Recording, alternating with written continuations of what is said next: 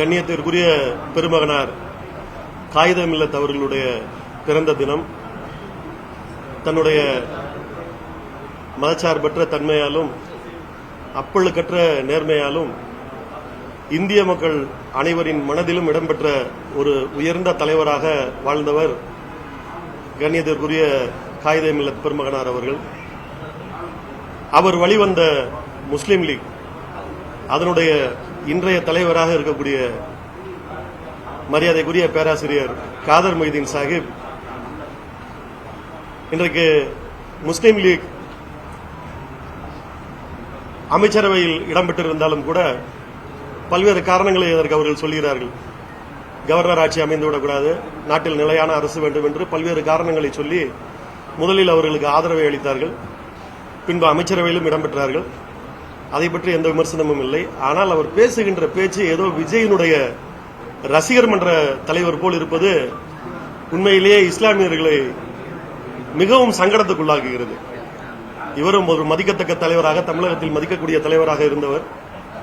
ஆனால் தன்னுடைய மாண்புகளை எல்லாம் மறந்து இன்றைக்கு விஜய் ரசிகர் மன்ற தலைவர் போல அங்கு பேசிக் கொண்டிருக்கிறார். அவருடைய அமைச்சர் இருக்கின்ற அந்த அறைக்கு சென்றவர் நூற்றாண்டு கனவு நிறைவேறியது என்று சொல்கிறார். நூற்றாண்டு கனவு என்று எதை சொல்கிறார்னு தெரியல.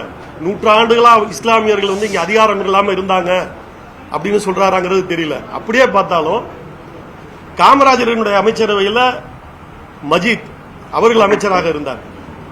பேரறிஞர் அண்ணாவினுடைய அமைச்சரவையில் மரியாதைக்குரிய சாதிக் பாட்ஷா அவர்கள் அமைச்சராக இருந்தார். தலைவர் கலைஞருடைய அமைச்சரவையிலும் அவர் இருந்தார். பிறகு அண்ணன் ரஹ்மான் கான் துவங்கி, அண்ணன் உபயத்துல்லா துவங்கி, மைதீன் கான் அவர்கள் துவங்கி இன்றைய கழக தலைவருடைய அமைச்சரவையிலும் கூட ஆவடி நாசர் அண்ணன், மஸ்தான் அண்ணன் போன்ற பல்வேறு இஸ்லாமியர்கள் அமைச்சர்களாக அதிகாரத்தில் இருந்திருக்கின்றார்கள். அதிமுகவிலும் கூட எம்ஜிஆர் அமைச்சரவையில் ராஜா முகமது அமைச்சராக இருந்தார். அந்த அம்மையார் இருந்தபோது நாகூர் மீரான் துவங்கி பலரும் அமைச்சர்களாக இருந்தார்கள். இப்படி தொடர்ச்சியாக தமிழகத்தில் இஸ்லாமியர்கள் அதிகாரத்தில் தான் இருக்கிறார்கள். ஆக நூற்றாண்டு கனவு என்று எதை சொல்கிறார் என்று தெரியவில்லை. நூற்றாண்டுகளாக இஸ்லாமியர்களுக்கு அதிகாரம் இல்லை என்று அவர் சொன்னதாக அர்த்தப்படுத்திக் கொண்டால் கூட நூற்றாண்டுகளாக இங்கே அதிகாரத்தில் இஸ்லாமியர்கள் இருந்திருக்கிறார்கள். சரி, ஒருவேளை அவர் சார்ந்த முஸ்லீம் லீக் அதிகாரத்தில் இல்லை என்பதை நூற்றாண்டு கனவாக சொல்கிறாரா என்று எடுத்துக்கொண்டாலும் கூட அருகில் இருக்கக்கூடிய மாநிலமான கேரளத்தில் இப்போது கூட அவர்கள் அமைச்சரவையில் இருக்கிறார்கள். ஒன்றிய அரசிலும் கூட அகமது முஸ்லீம் லீக்கினுடைய தலைவராக இருந்த அகமது அமைச்சராக இருந்தார். மத்தியிலும் இருந்திருக்கிறார்கள், மாநிலங்களிலும் இருந்திருக்கிறார்கள். ஆக நூற்றாண்டு கனவு என்று அவர் எதை சொல்கிறார் என்று தெரியவே இல்லை. அமைச்சரவையில் சேர்ந்துட்டீங்க, சேர்ந்ததுக்கு ஏதோ சொல்லிட்டு போங்க. ஆனால் நூற்றாண்டு கனவு என்று இந்த மாநிலத்தில் இருந்த இந்த திராவிட இயக்கம் எதுவுமே செய்யாததை போல் சொல்வதை உண்மையிலே எங்களால் ஏற்றுக்கொள்ள முடியவில்லை. அதுவும் போல அடுத்து இன்னொரு வார்த்தையை அந்த இடத்திலே சொல்கிறார். பெரிய மனிதன் பெரிய மனசு என்று சொல்கிறார். தகைசால் தமிழர் என்கின்ற விருது இந்தியாவுக்கு பாரத ரத்னா தமிழ்நாடு மாநிலத்துக்கு அதுதான் உயர்ந்த விருது, தமிழக அரசு கொடுக்கக்கூடிய மிக உயர்ந்த விருது. தமிழர்களிலேயே நீர்தான் பெரிய மனிதன் என்று சொல்லி திமுக அரசு அவருக்கு தகைசால் தமிழர் விருது வழங்கியது. ஆனால் அங்கே போலி லாட்டரியில் இருக்கக்கூடிய அமைச்சர் யாரோ ஒருவரை பெரிய மனிதர் என்கிறார், பெரிய மனிதர் என்கிறார். இதையெல்லாம் எப்படி எடுத்துக்கொள்வது என்றே தெரியவில்லை.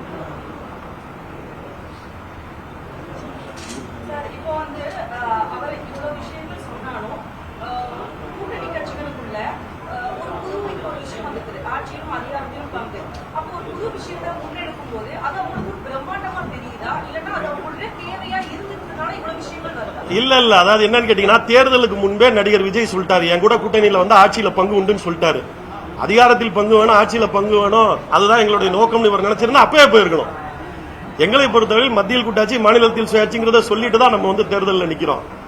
அப்போ தேர்தலுக்கு முன்பு திமுக தான் வெற்றி பெறும் என்று நிலை இருந்த போது இவங்களோட இருந்து எப்படியாவது ஜெயிச்சுக்கோங்கிற அணுகுமுறையில தான் இங்க இருந்தாங்களே தவிர இதுதான் நோக்கமா இருந்தா முன்னாடியே பேருந்திருக்கணும். முன்னாடியே பேருந்திருந்தா அந்த கேள்விக்கு இடம் இல்லையே. நீங்கள் வாங்கிய ஓட்டு அவர் முதலமைச்சராக வரக்கூடாது என்பதற்காக போட்ட ஓட்டு, அவர் முதலமைச்சராக வரணுங்கிறதுக்காக போட்ட ஓட்டு இல்ல. அப்புறம் எப்படி நீங்க அதை நியாயப்படுத்துறீங்க? அதிமுக திமுகவும் கூட்டணி அமைக்க முயற்சி செய்தாங்க, திமுக தலைமையினிடம் அந்த பேச்சுவார்த்தை நடத்தினாங்க அப்படின்னு ஒரு கருத்தை சொல்றாரு. இதை ஏத்துக்கிறீங்க? இல்ல, அது எனக்கு ஏற்புடையதல்ல. எந்த சந்தர்ப்பத்தில் அப்படி சொன்னாருங்கிறது எனக்கு தெரியல. அப்படி ஒரு முயற்சியை பேசியிருந்தாங்கன்னா முடிச்சிருப்பாங்க. திமுக ஒரு காரியத்தில் இறங்கினா முடிச்சிட்டு தான் செய்யும். பாதியோட விட்டுட்டு வந்த வரலாறு திமுகவுக்கு இல்ல. அதனால அப்படி ஒண்ணு இருந்திருக்க வாய்ப்பு இல்லைன்னு தான் நான் இப்போ வரைக்கும் நம்புறேன். அவங்க சேர்ந்ததுக்கு 1008 காரணங்களை சொல்லி மழுப்புறாங்க. அவங்க சேர்ந்தது நாங்க அதிகாரத்துக்கு ஆசைப்பட்ட சேர்ந்தோம் ஓப்பனா சொல்லிட்டு போங்க. எதுக்கு 1008 காரணங்களை சுத்தி வைக்கிறீங்க? இதுல இன்னொரு வரலாற்றை நான் உங்களுக்கு நினைவுபடுத்தி ஆகணும். 1960 கேரளால கம்யூனிஸ்டுகளுக்கு எதிர்த்தாப்புல முஸ்லீம் லீக், அதுக்கப்புறம் தானுப்பிள்ளையோட பிஎஸ்பி, காங்கிரஸ் எல்லா கூட்டணி வச்சு அந்த தேர்தலை சந்திக்கிறாங்க. எந்த கட்சிக்கும் தனி பெரும்பான்மை கிடையாது. கூட்டணி மந்திரி சபையை அமையக்கூடிய நிலைமையில அன்றைக்கு முஸ்லீம் லீக் என்ன சொல்றாங்க, நாங்க அமைச்சரவையில் இடம்பெற்றால் தான் நாங்கள் காங்கிரஸ் ஆதரிப்போம் அப்படிங்கிறாங்க. இன்னைக்கு சொல்றாங்கல்ல காங்கிரஸ், அண்ணன் மாணிக்கந்தாவூருக்கு அவருக்கு தான் மெயினா நான் சொல்றேன். கூட்டணியில் பங்கு, ஆட்சியில் அதிகாரம், அப்பதான் கூட்டணி. இன்னைக்கு பேசுறீங்களா காங்கிரஸ், இதே காங்கிரஸ் அன்னைக்கு என்ன சொல்லுச்சுன்னா, முஸ்லீம் லீக்லோ அல்ல மற்றவங்களோ மந்திரி சபையில இருந்தா நாங்க ஆட்சி அமைக்க மாட்டோம்னு சொல்லி அவங்க மறுத்துட்டாங்க.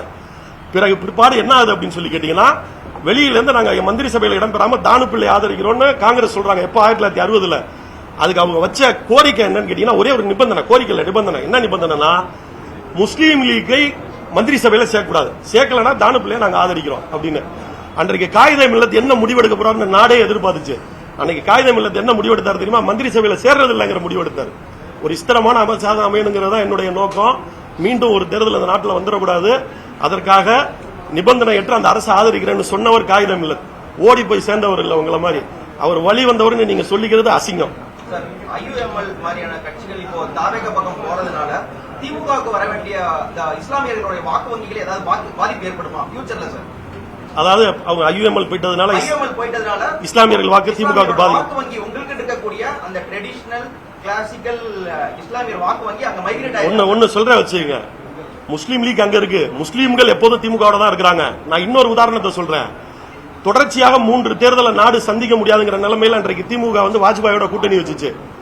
அப்ப ஐயுஎம்எல் எங்களோட இல்ல. அதை காரணம் காட்டி ஜெயலலிதாவோட போயிட்டாங்க. இதே காதர் மைதீன் பாய் இன்னைக்கு ஜெயலலிதாவோட போயிட்டார். 2001 தேர்தல் 31 இடங்கள்ல அன்றைக்கு திமுக வெற்றி வாய்ப்பு இழந்திருந்தாலும் 31 இடங்கள்ல ஜெயிக்குது. 31 இடங்கள்ல ஜெயிச்ச பெரும்பாலான இடங்கள் இஸ்லாமியர்கள் செறிவாக வரக்கூடிய பகுதி. சேப்பாக்கத்தில் ஜெயிச்சோம், திருவல்லிக்கேணியில ஜெயிச்சிருக்கோம். ஒண்ணு வேணாம், மதுரைக்கு கீழே பாளையங்கோட்டையில மட்டும்தான் ஜெயிச்சோம். இஸ்லாமியர்கள் செறிவாக வரக்கூடிய பாளையங்கோட்டையில ஜெயிச்சிருக்கோம். தஞ்சாவூர்ல உபயத்துல்லா அண்ணன் ஜெயிச்சாரு. அன்றைக்கு 10க்கும் மேற்பட்ட இஸ்லாமியர்கள் ஓட்டு மிக அதிகமா இருக்கக்கூடிய தொகுதியில் அன்னைக்கு ஜெயிச்சோம். அன்றைக்கு ஐயுஎம்எல் எங்களோட இல்ல. அன்னைக்கு 2001 தேர்தலில் ஐயுஎம்எல் எங்களோட இல்ல. ஒரு போலியான தோற்றம் காலங்காலமா இருக்கு. காங்கிரஸ் இருக்கிற இடத்துலதான் மைனாரிட்டிகள் இருப்பாங்க, இந்த இஸ்லாமிய கட்சிகள்லாம் இருக்கிறதுனாலதான் திமுக இஸ்லாமியர்கள். இதை விட பொய் எதுவுமே இல்ல. இது பொய்ங்கிறத வர்ற தேர்தல் நிரூபிக்கும்.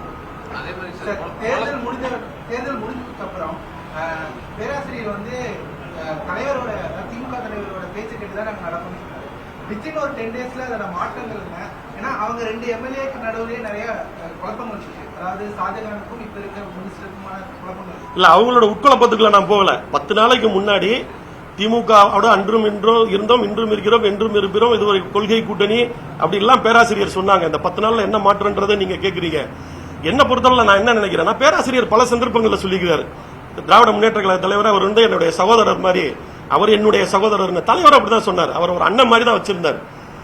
உங்களுக்கு எல்லாம் நினைவு இருக்குன்னு நினைக்கிறேன். தலைவர் கலைஞர் மறைவுற்ற பிறகு அவருக்கு ஒரு நினைவேந்தல் கூட்டம் பல்வேறு இடங்கள்ல பல்வேறு அமைப்பினர் நடத்தினாங்க. அதுல உங்களை மாதிரி ஊடகவியலாளர்கள், பத்திரிகையாளர்கள் நடத்தின அஞ்சலி கூட்டம் திருச்சியில நடந்துச்சு. அப்ப மேடையில பத்திரிகையாளர் எல்லாரும் இருக்காங்க. தலைவர் முத வரிசையில கீழே உட்கார்ந்து இருக்காங்க. அப்போ ஸ்கிரீன்ல பாக்குறாங்க, பின்னாடி 6வது வரிசையில பேராசிரியர் உட்கார்ந்து இருக்கிறாரு. அந்த விழாவுக்கு 6வது வரிசையில பேராசிரியர் உட்கார்ந்து ஸ்கிரீன்ல பார்த்துட்டு தலைவர் எந்திரிச்சு 6வது ரோவுக்கு போய் அவர் கையை பிடிச்சு கூட்டியாந்து பக்கத்தில் உட்கார வச்சார். ஒரு அண்ணன் மாதிரி தான் அவரும் நடத்தினாரு. இவர் என்னுடைய சகோதரர்னு பல முறை பேராசிரியர் அதை பதிவு பண்ணாரு. 10 நாள்ல என்ன மாற்றம் நடந்திருக்குன்னா, ஒரு ஆள் டெல்லியில இருந்து ஒரு நாள் வந்தாரு. வந்துட்டு ஸ்டாலின் இஸ் மை பிரதர்னாரு. அடுத்து ஒரு வார்த்தை சொன்னாரு, I don't call any politician as பிரதரா அப்படின்னு ஒரு வார்த்தையும் விட்டாரு. அவர் கூட போய் சேர்ந்த பழக்க தோஷத்துல இவர் மாறிவிட்டார் போல இருக்கு. ஒழுங்கா தான் இருந்தார், இங்க இருக்கிற வரைக்கும் ஒழுங்கா தான் இருந்தார். அவர் கூட சேர்ந்து அந்த மந்திரி சபைக்கு போனோம்னா பழக்க தோஷம். திருப்பரங்குன்ற விவகாரம் ரொம்ப தீவிரமா இருந்துட்டு இருக்கு. அதற்கான ஸ்திரமான ஒரு நிலைப்பாடு தாவேகா எடுத்ததில்லை என்ற குற்றச்சாட்டு இருக்கக்கூடிய இந்த நேரத்தில் இவங்களுடைய இந்த தாவேகாவுக்கு இவங்க கொடுக்கக்கூடிய அந்த நிபந்தனையற்ற சப்போர்ட் எதை காட்டுது சார்? அதையும் சொல்றேன் கேளுங்க. அதாவது திருப்பரங்குன்றத்தை பொறுத்தவரை ஒரு ஜட்ஜ்மெண்ட் நீதியரசர் ஜிஆர் சாமிநாதனோட அமர்வு கொடுக்குது. அடுத்து என்ன சொல்றாங்க, இதை நீங்க அமுல்படுத்தல அப்படின்னா நீதிமன்ற அவமதிப்பை சந்திக்க வேண்டியிருக்குன்னு சொல்றாங்க. அப்போ திமுக அரசு சொன்ன பதில் உங்களுக்கு எல்லாம் நினைவு இருக்குன்னு, we are ready to face the consequences. நீதிமன்ற அவமதிப்பை நீங்கள் சந்திப்பீர்கள் என்று ஜிஆர் சாமிநாதனுடைய அமர்வு சொன்ன போது we are ready to face the consequences என்று சொன்ன அரசு திமுக அரசு. அது தில்லு, அது தைரியம். ஆனா இன்றைக்கு கரெக்டா பக்ரீத் பண்டிகைக்கு ஒரு நாளைக்கு முன்னாடி மாடுகளை வெட்டக்கூடாது அப்படின்னு சொல்லி ஒரு உத்தரவு இதே ஜிஆர் சாமி, நீதியரசர் ஜிஆர் சாமிநாதன் தான் வருது. வந்தவொடனே இந்த அரசு ஓடி போய் தடுக்குது. இந்த அரசுல நீங்க அமைச்சரவையில் இருக்கிறீங்க. இதுவரைக்கும் உங்ககிட்ட இருந்து எந்த கண்டனமோ எந்த பதிலோ எதுவுமே கிடையாது. இதே முஸ்லீம் லீக் கிட்ட இருந்து எந்த பதிலும் கிடையாது. பெரிய மனுஷன் சொல்றீங்களே, அந்த பெரிய மனுஷனை பத்தின எந்த கண்டனமோ எந்த அறிக்கையோ எதுவுமே அவங்க தரப்புல இருந்து கிடையாது. மந்திரி சபையில் இடம்பெற்றிருக்கிறாங்க. நாளைக்கு வரலாறு உங்களை பழிக்கும். முஸ்லீம் லீக் இருந்த அமைச்சரவை குர்ஆனுக்கு மாடு பலியிடுவதை தடுக்க வேண்டும் என்று கோர்ட்டு சொன்ன போது அதற்கு பணிந்த அரசு அமைச்சர்களாக இருந்தவர் என்று நாளைக்கு வரலாறு உங்களை காரி தூக்கும். ரெடியா வச்சுக்கோங்க. முடிச்சார கேளுங்க. அப்படியே அந்த அதுக்கப்புறம் பாத்தீங்கன்னாலும் கூட இந்த கோர்ட்ல போய் இந்த அரசாங்கம் சொல்லுது, நாங்க உரிய பாதுகாப்பெல்லாம் கொடுத்து வச்சிட்டோம் அப்படின்னு சொல்லி ரிட்டனா போய் சொல்றாங்க. நாங்க நீங்க கொடுத்த ஜட்ஜ்மெண்ட்டுக்கு நாங்க உபயோக பண்ணிட்டோம் ரிட்டனா சொல்றாங்க. இது ஏதோ இஸ்லாமியர்கள் மாடு பலி கொடுக்கறதோட நிக்க போறது இல்ல. பல்வேறு சிறு தெய்வ வழிபாடுகள் கிராம கோயில்கள்ல இன்றைக்கும் ஆடு மாடு பலி கொடுக்கறது இருக்கு. இன்றைக்கு இங்க வந்து கடிக்கிறது நாளைக்கு அங்கேயும் வந்து கடிக்கும். அவர் வந்து மாடு வெட்டுறதுதான் ஒரு இஷ்யூ கிடையாது. தமிழ்நாட்டுல நாட்டுல பல்வேறு விஷயம் இருக்குது, பெரிய பிரச்சனைகள்லாம் இருக்குது. இதெல்லாம் ஒரு பிரச்சனை கிடையாது, இதை பொறுத்து பேச வேண்டிய அவசியம் கிடையாதுன்னு சொல்லி கிறிஸ்தவத்தில் சொல்றாரு. வேற என்ன சொல்லுவாரு அவரு? வேற என்ன சொல்லுவார்? நெஞ்சில தைரியமும் நெஞ்சில வீரமும் இருந்தா எடுத்து சொல்லுவாரு. கோலங்க வேற என்ன சொல்லுவாங்க? அததான் சொல்லுவாங்க. வேணா அவர் சொந்த ஒரு கன்னியாகுமரி மாவட்டம் தானே, அங்க இருக்கக்கூடிய கிறிஸ்தவர்கள்ட்ட நாள்ல இருந்து நீங்க பீஃப் திங்க கூடாதுன்னு சொல்லி பாருங்களேன். அங்க காங்கிரஸ் ஜெயிக்குதான் நான் பாக்குறேன். அதே மாதிரி திருப்பரங்குன்ற பகுதியில் போன ஆட்சியில பல முறை வந்து திரையிடப்பட்டது. ஏற்கனவே திரையிட்டது, இப்ப திரையிடல, நிறுத்தி வைக்கிறாங்க. அது அரசே தடை செய்யுது. அதான் நான் பேச வேண்டியது நீங்களே பேசுறீங்க. ரொம்ப நன்றி. ஏன்னா அரசே தடை செய்யுது, அதை எதிர்த்து இந்த முஸ்லீம் லீக் கேள்வி கேட்கல. தடை தான் செய்யுது. பல்வேறு இடங்களில் திரையிடப்பட்ட ஒன்று, புதுசு கிடையாது. போன ஆட்சியில எல்லா இடத்துலையும் திரையிடப்பட்ட ஒன்று இந்த முறை தடை செய்யப்படுது. அதை உங்களால கேள்வி கேட்க முடியலையே. கொளத்தூர் தொகுதியில திமுக தலைவர் தோல்வி அடைந்ததுக்கு பலமும் வருத்தம் தெரிவிச்சிருக்காங்க. ஆனா காதர் மொய்தீன் பேசும்போது வந்து நாங்க தேர்தல் பணியிலேயே கொளத்தூர்ல இவர் தோப்பாருன்னு தெரிஞ்சிச்சு எங்களுக்கு அப்படின்னு ஒரு கருத்தை சொல்றாரு. அதை எப்படி பாக்குறீங்க? அவங்க வேலை அவங்களுக்காக, அதாவது போன முறை அவங்க எங்க கிட்ட 3 சீட்டு வாங்கினாங்க, அதுல 3லயும் தோல்வி அடைஞ்சாங்க. இந்த முறை 2 சீட்டு வாங்குறாங்க. எங்க அதே மாதிரி தோல்வி அடைஞ்சிட்டாங்கன்னா திமுக வேலை செய்யாம போயிருச்சு அப்படிங்கிற பழி வந்துருமோ அப்படிங்கிறதுக்காக ஒவ்வொரு திமுக தொண்டரும் அக்கம்பக்கத்து தொகுதியில் இருக்கவெல்லாம் கூட அங்க போய் வேலை பார்த்தாங்க. நடந்த உண்மை, பத்திரிகையாளர் நீங்கள் எல்லாம் பாத்தீங்க. அவங்க போட்டிட்ட 2 தொகுதியில இல்லாம அக்கம்பக்க தொகுதியில் இருக்கவங்களும் கொஞ்சம் எளிதாக வெற்றி வாய்ப்பு இருக்கக்கூடிய தொகுதியில் இருக்கக்கூடிய தொண்டர்கள் அங்க போய் திமுக தொண்டர்கள் போய் அவர்கள் வேலை செய்து அவர்கள் கை காசை போட்டு, பூத்து காசு முதல்ல அவங்க கையில இருந்து கொடுத்திருப்பாங்களா? சாதாரண பூத்து காசு ஒரு டீக்கு காசு கொடுத்திருப்பாங்களா? திமுக தொண்டன் கையில இருந்து காசு போட்டு அவன் வேலை செஞ்சு உங்களை 2யும் ஜெயிக்க வச்சிருக்கான். கொஞ்சம் கூட ஈரம் இல்லாம சொல்றீங்க எங்களுக்கு வேலை பார்க்கையில தெரியும் தோத்து போயிடுறாரு. வேலை பார்த்திருக்கணும். நீங்க தோக்க போறீங்கன்னு தெரிஞ்சு வேலை பார்த்து நாங்க ஜெயிக்க வைக்கிறோம்ல, அதுதான கூட்டணி தர்மம். எங்களுக்கு அப்பவே தெரியும்னு சொல்றதா கூட்டணி தர்மம்? இதான் ஒரு பெரிய மனுஷனுக்கு அழகு. திருப்பரங்குன்றம் ஃபைல்ஸ்க்கு கண்டனம் தெரிவித்து விடுதலை ராமச்சந்திரன் ஒரு அறிக்கை விட்டாரு. அது பேஸ்புக்ல இருந்து உடனடியாக நீக்கப்பட்டிருக்கு. இன்னைக்கு வந்து அதர்மம் யூடியூப் சேனல் வந்து நீக்கப்பட்டிருக்கு. யூடியூப் ட்விட்டர்ஸ் மைனரோட பேஸ்புக் பேஜ் நீக்கப்பட்டிருக்கு. வடக்க தான் இந்த மாதிரி பரிசாக நிகழ்ந்து வருகிறது. ஆளும் அரசாங்கம் வந்து தனக்கு எதிராக பேசக்கூடிய கருத்துக்கள் இது சார் ஆரம்பத்திலிருந்து சொல்றோம். தாவேகா என்பது பிஜேபியால் உருவாக்கப்பட்டது. இதை நாங்க ஆரம்பத்திலிருந்து சொல்றோம். அவங்க வந்தாங்கன்னா அவங்க மாதிரி தான் நடப்பாங்க. வேற என்ன, நீங்க ஒரு எந்த விதை போடுறீங்களோ அந்த மரம் தானே முளைக்கும். இதை நீங்க அவர்கிட்ட கேட்க, ஒரு நிமிஷம் இதை நீங்க அவர்கிட்ட தான் கேட்கணும். நாங்க சொன்னபடி நடந்துக்கிறோம். சொன்னபடி நீங்க என்ன நடந்துக்கல, நீங்க அவர்கிட்ட தான் கேட்கணும், என்கிட்ட கேட்க வேண்டாம். தமிழ்நாடு வந்து சிறுபான்மையினருக்கு பாதுகாப்பா இருந்துச்சு. கடந்த ஆட்சியும் சரி, முன்னாடி சரி. இன்னைக்கு ஒரு அச்ச சூழ்நிலை இருக்கு. திமுக அடுத்த கட்ட போராட்டங்கள் எப்படி இதை முன்னெடுக்கும்? சார் ஏற்கனவே திமுக ஆட்சியில் இல்லாத போதுமே பாத்தீங்கன்னா என்ஆர்சி, சிஏஏ சட்டங்கள், சிறுபான்மையினருக்கு எதிராக எந்த பிரச்சனை வந்தாலும் ஆட்சியில இருந்தாலும் இல்லாவிட்டாலும் முதலில் குரல் கொடுத்து முதலில் களத்துக்கு வர்றதுங்கிறது திமுக தான்.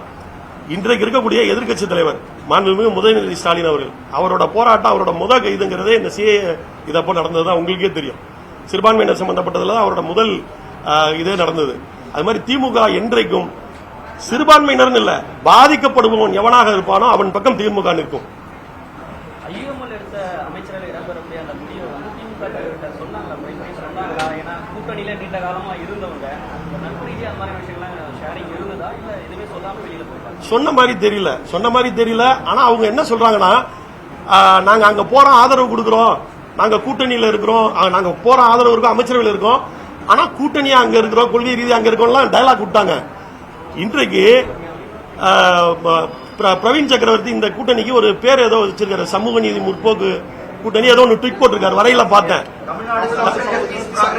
Tamil Nadu social justice progressive alliance, Tamil Nadu சமூக நீதி முற்போக்கு கூட்டணின்னு ஒரு பேர் வச்சிருக்காரு. இப்ப எதிர்த்து யாராவது சொல்லிருக்கணும்ல, உங்க மந்திரி சபையில இருக்க உங்களை ஆதரிக்கிற கூட்டணியில நாங்க அங்கதான் இருக்கோம், அப்படிதான் நாங்க ஏற்கனவே சொன்னோம். யாரும் வாய திறக்கலையே. இல்ல அவர் சொல்லியிருக்காரு, அவங்க தான் மந்திரி சபையில இடம் பெறலையே, அவங்க தெளிவா இருக்காங்க. நான் அந்த ஆட்சிக்கு போனவங்களை மட்டும் தான் கேட்கிறேன். ஐயுஎம்எல் நோக்கி தான் என்னுடைய கேள்வி. சார், இந்தியா கூட்டணியிலிருந்து திமுக விலகி நிற்கிறதுன்றது இந்திய அளவுல வந்து பாஜக எதிர்ப்பு, அந்த விஷயத்துல எப்படி அது சரியா இருக்கும் பல பேர் விமர்சிக்கிறாங்க. உள்ள இருந்து விமர்சிக்கிறது, உள்ள இருந்து காங்கிரஸ் முரண்பாடு இருந்தா அதை பேசுறது தானே சரியா இருக்கும். வெளியில வந்தா அது வந்து இன்னும் இலகுவாக்குறது தானே இருக்கும். சார், உள்ள இருந்துன்னா காங்கிரஸ் தான் உள்ள இருந்து பேசிருந்தா, அவங்க தானே தடார்னு வெளியில ஓடினாங்க. நம்ம ஒன்னும் துரத்தி இல்லையே. ஓடி போனது யாரு? இது துரத்தி விட்டதா ஓடி போனதா? நீங்க பதில் சொல்லுங்க. காங்கிரஸ் போனது துரத்தி விட்டதா இல்ல ஓடி போனதா? தொடர்ச்சியான கேள்விகள் ஏன் கூட்டணி கட்சிகளுக்கு மட்டும் வருது சார்? தாவேகா மீது வர வேண்டிய விமர்சனம் கம்மியாகவும் தாவேகாவை ஆதரிக்கக்கூடிய கூட்டணி கட்சிகள் மேல் மட்டும் திமுகவுடைய விமர்சனம் அதிகமா இருக்க மாதிரியான ஒரு இமேஜ் இருக்கிறது ஏன் சார்? சார், அவங்க வாங்கின ஓட்டெல்லாம் அந்த ஆட்சி வரக்கூடாதுங்கிறதுக்காக வாங்கின ஓட்டு. நீங்க தாவேகாவை கேட்கலாம் சார், ஆனா ஏன் அவங்களோட கூட்டணிக்கு சப்போர்ட் பண்றவங்களை மட்டும் நீங்க குறி வச்சு கேள்வி கேட்கிற மாதிரியான ஒரு இமேஜ் ஏன் சார் வருது? அதாவது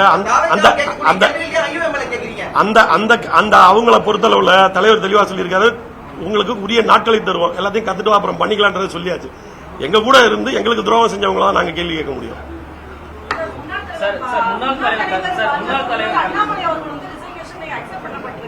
அவருடைய அடுத்த புதிய கட்சி வந்து தோன்றுவாருன்னு பேசப்படுது. அப்படி இருந்தா இளைஞர்களுடைய படை அவர் பக்கம் செல்லும் நீங்க நினைக்கிறீங்களா? இளைஞர் படை, நான் திரும்பவும் சொல்றேன், சிறுபான்மையினர் ஆகட்டும், இளைஞர் படையாகட்டும், அவர்கள் இருப்பது என்றென்றும் திமுகவோட தான். ஒரு தேர்தல் வெற்றினால எல்லாம் அங்கிட்டு போயிருச்சு இங்கிட்டு போயிருச்சுங்கிற முடிவுகள்லாம் வர முடியாது. அதான் சொல்றேன், அதான் நானும் சொல்றேன். வரட்டும், அப்புறம் பாத்துக்குவோம். சார், திருப்பரங்குன்ற இஷ்யூல வந்து தமிழக அரசு, தாவேகா அரசு வந்து கோர்ட் உத்தரவை ஃபாலோ பண்ணுது, தீப ஏற்ற வந்து அனுமதிக்குது தர்கா பக்கத்துல அப்படின்னா திமுக நடவடிக்கை சட்ட நடவடிக்கைக்கு ஒத்து போகும். சார், திமுக அடுத்த கட்டமா இது மாதிரி சிறுபான்மையில இளைஞர்களை கவர்றதுக்கு என்ன செயல்பாடு ஒரு குறிப்பிட்ட இல்ல, திமுகவினுடைய செயல்பாடு என்றைக்குமே தமிழ்நாட்டையும் தமிழ் மொழியையும் தமிழர்களையும் நோக்கியது. அதற்குள்ள சிறுபான்மையினர், இளைஞர், பெண்கள் எல்லாருமே அடக்கும். துரத்தி விடப்பட்டதா இல்ல அழைக்கப்பட்டதா கேட்குங்க. இன்னைக்கு வந்து அழைப்பு வந்து காங்கிரஸ் தான் அழைப்பு விட்டுருக்கு இந்தியா கூட்டணி கூட்டத்துக்கு. திமுக வந்து வேணாம் மறுக்கிறோம் அப்படின்னு கூட்டணியில இருந்து விலகட்டும் சார். அதான் இல்ல, அவர் கேட்ட கேள்வியை நீங்க புரிஞ்சுக்கலன்னு நினைக்கிறேன். உள்ளிருந்து பேசி உள்ளிருந்து சரி பண்ணிருக்கணும். நாங்க உள்ளே இல்லையே, அவங்க ஓடி போயிட்டாங்களே. இந்தியா கூட்டணி என்பது முதலில் உருவாக்கப்பட்டது திமுக தலைவர்னால. நீங்க அதுக்கு மரியாதை கொடுத்து எப்பவுமே இங்கதான் இருந்திருக்கணும். அங்க அப்படி இருப்பேன், இங்க எப்படி இருப்பேங்கிற நிலைப்பாடு ஏற்புடையதல்ல. அமைச்சரவையில ஐயுஎம்எல் இடம்பெற்றதுல ஆரம்பத்துல திமுக தான் நாங்க இருப்போம் அப்படின்னு மறுத்தாங்க. அதற்கு பிறகு அந்த ஸ்டாண்டை வந்து அவங்க மாத்தினாங்க. இதுல வேற ஏதாவது தலையீடு ஏதாவது இருக்குங்களா? இல்ல டெல்லியில இருந்து காங்கிரஸ் பேசினதா சொல்றாங்க. அந்த மாதிரிலாம் ஒரு முயற்சிகள் அவங்க போயிட்டாங்களா? இங்கேயும் குதிரை பேரம் நடந்திருக்குன்னு நினைக்கிறேன். எனக்கு அவர் சொன்னார், குதிரை பேரம் கழுத பேரெல்லாம் நடக்கல அப்படின்னு அவர் சொன்னாரு. அடிமாடு ரேட்டுக்கு ஏதோ நடந்துச்சான்னு எனக்கு தெரியல. முன்னாள் தலைவர் கலைஞர் இருக்கும் பொழுதும் சரி, கூட்டணி ஒப்பந்தம் தொகுதி பங்கீடுனா ஃபர்ஸ்ட் ஐயுஎம்எல் தான் சைன் பண்ணுவாங்க. இந்த முறையும் அப்படிதான் வந்து நடந்தது. எப்பவுமே கொள்கை ரீதியா இஸ்லாமியர் காரணா இருக்கக்கூடிய திமுகவோட நாங்க நிக்கிறோம் அப்படின்னு தான் பேசிட்டு வர்றாங்க. இந்த திடீர்னு இந்த மனமாற்றம் இந்த அளவுக்கு நடக்கிறதுக்கான காரணம் என்ன? திமுகவோட கசப்பு எந்த கசப்புகளும் இல்லையே. 10 நாள் அவங்க தான் சொன்னாங்களே, 10 நாளைக்கு முன்னாடி சொன்னவர் 10 நாளைக்கு அப்புறம் ஏன் மாறி போனாருன்னு. எங்களுக்கு அவர்கள் மனக்கசப்பு ஏற்படும் அளவிற்கு நாங்கள் நடந்து கொள்ளவில்லை. எங்களை நீங்க சார்ஜே பண்ண முடியாது. அவர்கள் கேட்ட இடங்களை கொடுத்தோம், கேட்ட தொகுதிகளையும் கொடுத்தாச்சு. அவர்களுக்கான தேர்தல் செலவை கூட அங்க இருக்கக்கூடிய தொண்டர்கள் தான் பார்த்தாங்க. அவர்களுக்கு உழைச்சிருக்காங்க. என்ன மனக்கசப்பு எங்களால சொல்ல முடியல. இந்த மனக்கசப்பால போகணும்னு சொல்றதுக்கான காரணங்கள் அவங்கள சொல்லுங்க. எதுவுமே கிடையாது. இப்போதும் சொல்கிறேன், முஸ்லீம் லீக் அங்க இருக்கிறது. முஸ்லீம்கள் என்றென்றும் திமுகவோடு இருக்கிறார்கள். சார், ட்விட்டர்ல கலைஞர் தான் பேட்டைக்காரர், அவருடைய நம்பிக்கைக்குரிய அயூப் தான் வந்து ஐயா காதர் மைதீன் அப்படின்ற மாதிரி ஸ்லாகிச்சு எழுதப்பட்ட பதிவுகள் இந்த 10 நாள் முன்னாடி வரைக்கும் இருந்தது. அந்த நிலைப்பாடு திருப்பதற்கான வாய்ப்பு இனிமே இல்லையா? இது ஒரு நிரந்தர பிளவுங்களா? இத அவர் தான் ஐயா தான் முடிவு பண்ணணும். என்றைக்குமே திமுக யாரையுமே வெறுத்ததில்லை. திமுக வந்து வெறுப்பரசியல் பண்ணதில்லை. ஒரு வெறுப்பின் மேல உருவான இயக்கமும் திமுக இல்ல. இது சமூக நீதி, எல்லாரையும் சேர்க்கிறது, எல்லாரையும் அரவணைக்கிறது, எல்லாருக்கும் உரிய வாய்ப்புகளையும் உரிய இடங்களையும் தருவதுதான் திராவிட இயக்கத்தோட அடிநாதம். அதனால நாங்கள் யாரையும் வெறுக்க போறதில்லை. இதை கேள்வி நீங்க அவர்கிட்ட தான் கேட்கணும். இந்தியா கூட்டணியில திமுக இருக்குதுன்றது நேஷனல் லெவலில் ஒரு பெரிய இம்பாக்ட் வந்து ஏற்படுத்துச்சு. அது மாதிரி ஒரு ஸ்டாண்ட் தான் நீங்க எடுக்கிறீங்க. IUML இப்போ தமிழ்நாட்டுல டிவிக்கு பக்கம் போனதுனால தேசிய அளவில் அவங்க எடுத்த முடிவை எப்படி பார்ப்பாங்க?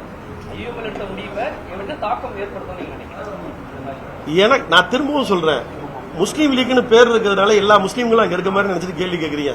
அது இல்ல 2001 தேர்தலே அது ப்ரூவ் ஆயிடுச்சு. நான் அவ்வளவு தூரம் எவிடென்டிக்கலா சொல்லிட்டேன். திரும்ப நீங்க ஏன் அந்த இடத்துக்கே வரீங்கன்னு புரியல.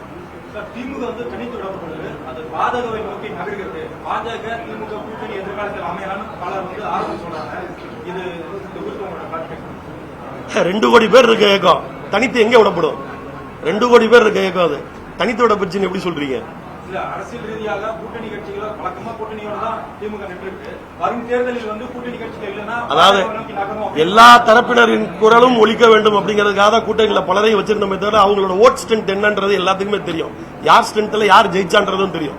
இல்ல பாஜக கூட கூட்டணி பரப்புறாங்களே, அதை பத்தி என்ன? அதான் பரப்புறாங்கன்றீங்களா? பரப்புறாங்க, உண்மை இல்ல. நன்றி, உண்மை இல்ல, பரப்புறாங்க. நன்றி.